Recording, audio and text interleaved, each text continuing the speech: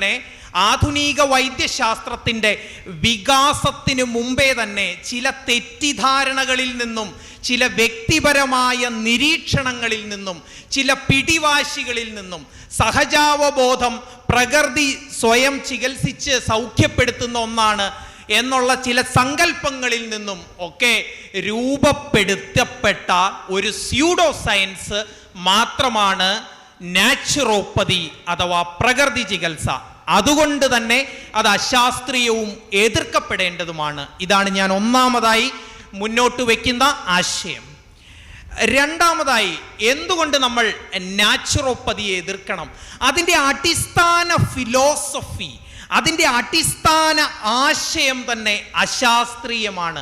Theory of vitality, theory of toxaemia, ഇങ്ങനെ രണ്ടാശയങ്ങളിലാണ് naturopathy കെട്ടിപ്പടുക്കപ്പെട്ടിട്ടുള്ളത്.